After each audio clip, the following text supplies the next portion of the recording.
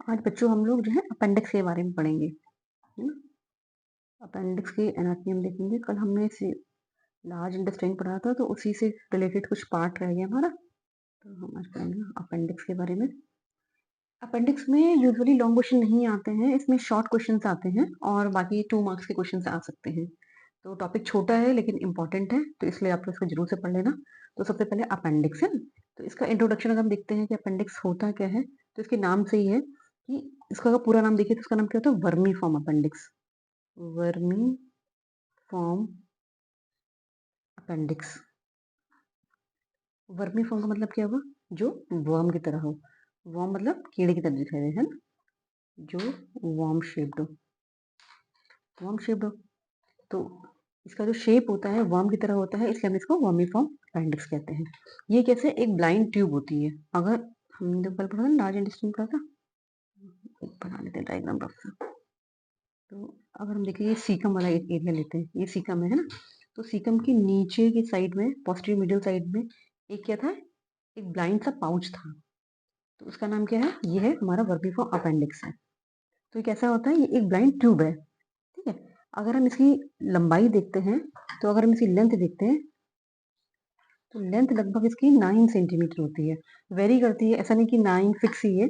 Average हमको 9 centimetre मिलती है, और ये वेरी कर सकती है हमारी 2 टू 20 सेंटीमीटर तक। कभी कभी इसकी लेंथ भी पूछ ली जाती है, ऑब्जेक्टिव क्वेश्चन में आता है कि what is the average length of appendix. तो एवरेज लेंथ जो है 9 सेंटीमीटर होगी, और ये 2 से 20 सेंटीमीटर वेरी कर सकती है, ठीक है। अगर इसका हम देखते हैं क्या क्या पार्ट होते हैं, अगर हम अपेंडिक्स को बना लेते हैं, सपोज एक थोड़ा बड़ा सा बना लेते हैं यहाँ पे। एक हम सपोज ये बड़ा बना दिया, ये हमने ये सीकम का पार्ट बना दिया।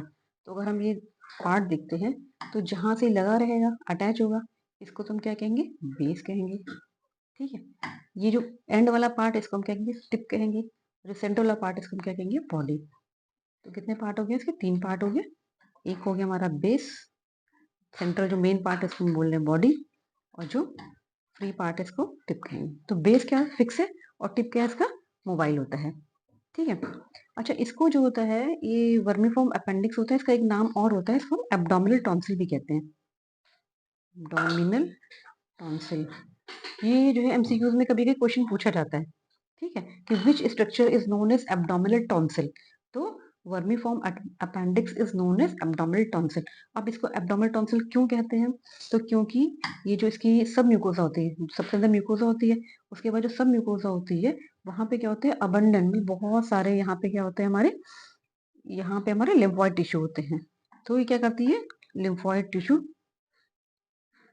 लिम्फोइड टिश्यू होने के कारण कहाँ पे होते हैं इसके, जो इसके सब म्यूकोसा होती है, सब म्यूकोसा में, सब म्यूकोसा में इसमें जो होते हैं बहुत सारे लिम्फोइड टिश्यूज होते हैं। इस कारण से हम इसको एब्डोमिनल टॉन्सिल के नाम से भी जानते हैं। तो 2 क्वेश्चन बन गए, एक तो कि which structure is known as abdominal tonsil, तो vermiform appendix is known as the abdominal tonsil. Why it is called abdominal tonsil, due to the presence of lymphoid tissue. Lymphoid tissue कहाँ पर होते हैं, तो ये इसकी सब म्यूकोसा में होते हैं, ठीक है। और आपको पता ही है कि क्या है, ये वेस्टिजियल ऑर्गन है, क्योंकि इसका ऐसा हमारी बॉडी में कोई काम नहीं होता। ये तो तुम लोग नीट वगैरह की तैयारी करते हो तब भी पढ़ते हो ना, कि अपेंडिक्स को हम क्या कहते हैं, एक वेस्टिजियल ऑर्गन होता है ये, है ना। अब आता है इसका बेस। बेस कहाँ पर होता है इसका, कहाँ पे लगा होता है। तो अगर हम जो है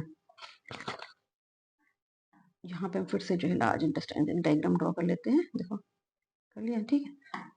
तो यहाँ पे क्या है, ये समझ लो इलियम है ना। तो ये क्या हो गया, इलियोसिकल जंक्शन हो गया, इलियम हो गया, और ये क्या हो गया, सीकम हो गया। तो ये क्या हो गया, इलियोसिकल जंक्शन हो गया, सिकल जंक्शन। तो अगर इलियोसिकल जंक्शन से नीचे आ जाए, कितने नीचे आ जाए, 1 इंचेस, 1 इंचेस, या हम 1 इंचेस को क्या सकते हैं, 2.5 सेंटीमीटर, है ना। 1 inches is equal to 2.5 centimetre. तो यानी हम 2.5 सेंटीमीटर हम नीचे आ जाए, तो हमको यहाँ पे क्या दिखाई देगा, अपेंडिक्स दिखाई देगा, जिसका बेस है यहाँ पे। तो इसका बेस कहाँ पे होता है, इलियोसिकल जंक्शन से नीचे, कितने नीचे, 1 इंचेस या 2.5 सेंटीमीटर बिलो जो होता है, इसका बेस होता है। ये जो बेस होता है, ये गार्डेड होता है, इसके वॉल्व होती है ना। यहाँ जो बेस है, इसके चौथे वॉल्व है। तो इस वॉल्व को क्या हम कहते हैं, हम इसको बोलते हैं गिलराज, वॉल्व ऑफ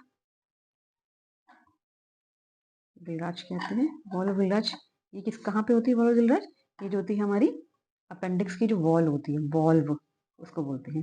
ठीक है, अब है कि हम अपेंडिक्स को कैसे हम आइडेंटिफाई करेंगे। अब हमें कि अगर हमको आइडेंटिफाई करना है कि अपेंडिक्स कहाँ है बॉडी में, तो हम क्या है, अगर हम लार्ज इंटेस्टाइन में चलते हैं तो हमने इसके जो है हमने इसमें पढ़ा था कि इसमें क्या होती है, ये टीनिया कोलाई होती है, ये पढ़ा था हमने। ठीक है, रिबन शेप जो होती है, तो ये कहाँ पे एंड कहाँ पे हो रही थी? ये हो रही थी हमारी अपेंडिक्स के बेस पे, है ना। अब हमको अगर आइडेंटिफाई करना है अपेंडिक्स को, तो हम क्या देखेंगे, जहाँ पे टीनिया एंड हो गई है तो वहां पे क्या है, वहां पे अपेंडिक्स का बेस हमें मिलेगा। यानी कि अगर हम इसको जो हम ट्रेस करते हुए जाएंगे टीनिया क्या था, व्हाट इज टीनिया? ये क्या था, एक रिबन शेप जो स्ट्रक्चर था, है ना, लॉन्गिट्यूडल मसल्स का जो रिबन शेप स्ट्रक्चर था, ये टीनिया थी। अब ये टीनिया जो तीनों टीनिया मतलब एंटीरियर वाली भी, पोस्टीरियर मीडियल और हमारा जो पोस्टीरियर लेटरल, ये तीनों टीनिया जो होती है कहाँ पे एंड हो जाएंगी, जहां पे ये एंड हो रही है वहां पे क्या है, इसका ये बेस है, इसका अपेंडिक्स का बेस है। तो अपेंडिक्स पे हमको ये नहीं, टीनिया कोलाई नहीं मिलेगा। ठीक है, अब इसकी पोजीशन कहाँ होती है, अब हमको सपोज देखनी है, बॉडी में देखनी है कि कहाँ पर है, तो हम कैसे इसको आइडेंटिफाई करेंगे? इसको जो है हम इसको करेंगे आइडेंटिफाई, सब लोग बॉडी दूसरा पेज ले लेते हैं। सपोज ये हमारी बॉडी है, ये बॉडी बना लिया। ठीक है, ये हमारा नीचे का पोर्शन हो गया, ये हो गया हमारा अम्लाइकस, अम्लाइकस हो गया।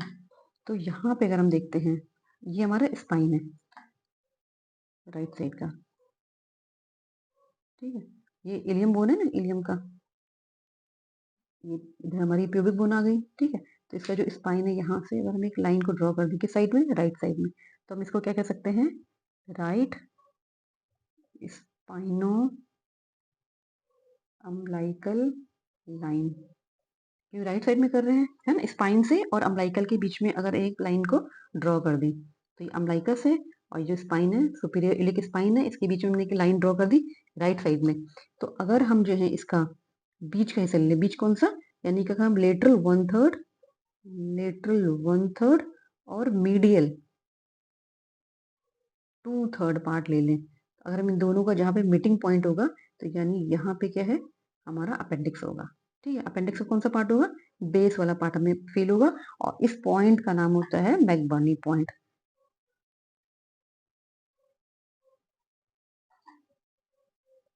तो ये बहुत इंपॉर्टेंट क्वेश्चन होता है, ये पूछा जाता है, एमसीक्यूज में भी आता है, शॉर्ट क्वेश्चन में भी 2 मार्क्स का क्वेश्चन है, तो उसमें पूछा जाता है कि लोकेशन ऑफ मैकबर्नी पॉइंट कहाँ पर होता है, कौन सी लोकेशन होती है, किस जगह पे होता है, तो ये आपको पता होना चाहिए। या किस मैकबर्नी पॉइंट जो होता है किस ऑर्गन से रिलेटेड होता है, ये तो समझ में आया क्या आपको, कि ये हमने क्या बनाया, एक बड़ा सा और ड्रॉ कर देते हैं। देखो ये हमारी बॉडी होगी, ठीक है, ये हमारा समझ लो पेल्विक एरिया होगा, ये वाला, ये जो है।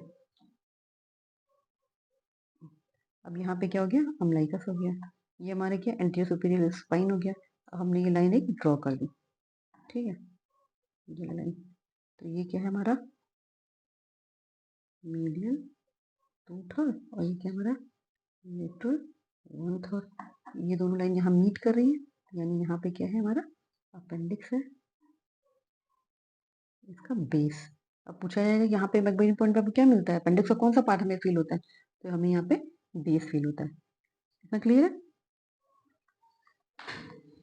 अच्छा, ये जो है हमारा इसकी जो लोकेशन होती है, अगर हम इसको देखें सीकम में, तो ये सीकम में कहाँ होता है, पोस्टीरियो मीडियल साइड पे, है ना, ये टिप पे नहीं पाया जाता था, अभी वेरी करती है, पोजीशन के बारे में आपको बताएंगे कि कौन कौन सी इसकी कॉमन पोजीशन होती हैं।